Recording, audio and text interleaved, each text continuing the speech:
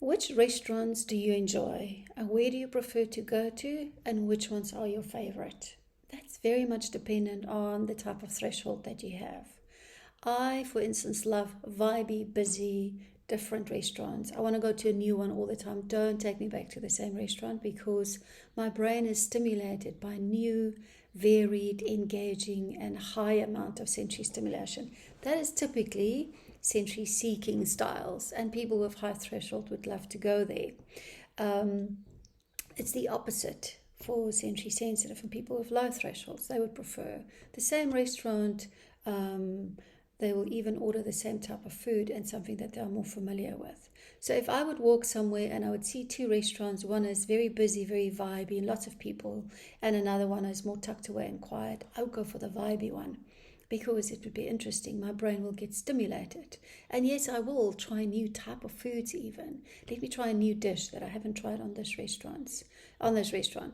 I also wouldn't necessarily mind where I sit. It's nice to have a nice view, obviously, but, I can sit in the middle, hustle and bustle of everything. I don't necessarily need to be to the side.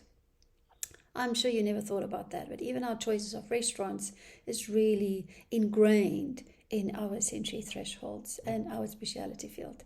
And just by the way, restaurants are very, very noisy and very, very busy in general. I'm just talking Cape Town restaurants. I think the acoustics and the noise absorption that restaurants typically use are fairly shoddy. They're not really great. And even though I love the vibe and I enjoy that, I still want to be able to chat to the people around my table, and I still want to be able to hear properly.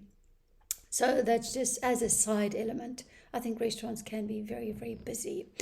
Hopefully, guys, that will help you. If you make a choice of restaurant, make sure that you choose it according to your threshold.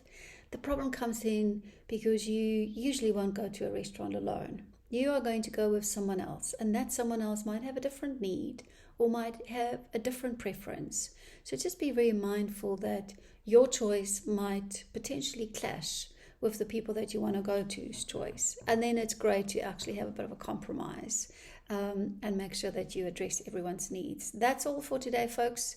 All about restaurants, and choosing busyness or quietness for environments based on your thresholds. This is really what we are all about. So if you want to know more, check the links below and take care and have a super day. Cheers.